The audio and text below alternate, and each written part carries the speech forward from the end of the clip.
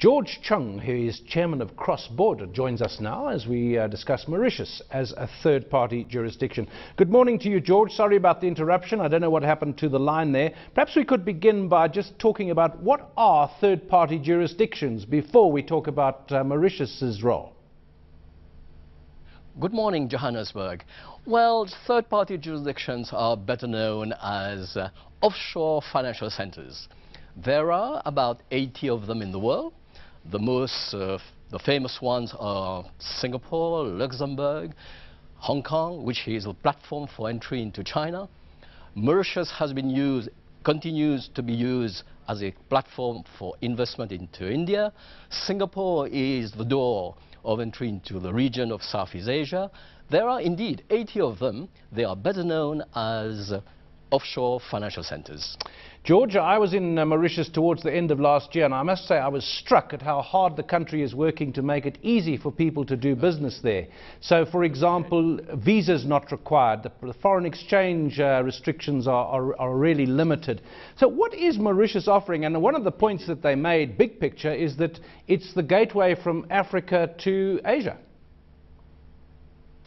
Indeed, if you look at the indices of corporate governance, for example, we have been #1 in the African region. We are one of the top 15 or 20 in terms of ease of doing business. In fact, governments have been trying in the past 25, 30 years to make Mauritius environment conducive to the reception of foreign direct investment. We believe that we need to open ourselves to the rest of the world. We need to open up for transfer of technology, for transfer of know-how, for sharing. Indeed, I think Mauritius is now very prominent in attracting foreign direct investment into Mauritius, or via Mauritius into India, or via Mauritius into the African continent, or as a platform between Asia and Europe, between Asia and Africa. In fact, we intend to be a very prominent place for receiving foreign direct investment, whether as a conduit into other countries of the world. If we look at international investors or investors in one country wanting to move to another country to find, as you say, an offshore financial center, what are they looking for? Could you make a list of the top 3 priorities that they have when they're looking for a place like Mauritius to do business in and with? And how friendly are you in those areas? Okay. All right. Now, every year there is something like $1,500 billion of cross-border flows between countries looking for the highest return or the best return.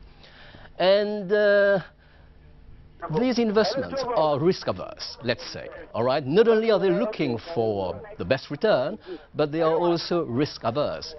They would like to look for example, the least political risk, for example. Investors are really averse with respect to political risk. They look for the right sort of structuring.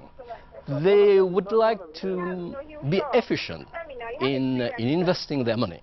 Okay? They will hate paying taxes in 2, 3, 4 different countries.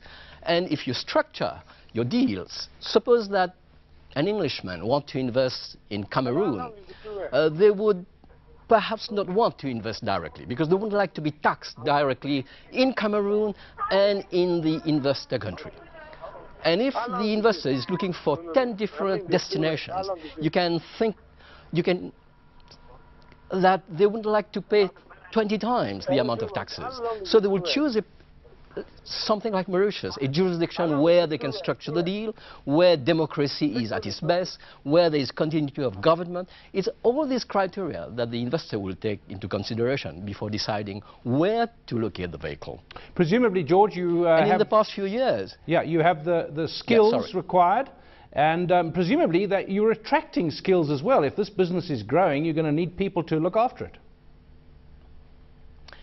Sure. I mean, when money crosses borders, it's not only for the sake of money itself.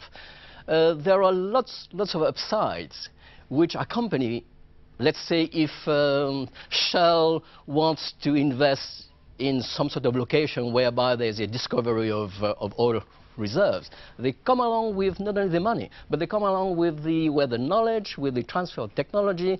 They come along with creation of jobs. But in Mauritius, where we have the vehicle, we need to know how to administer it in the best possible way.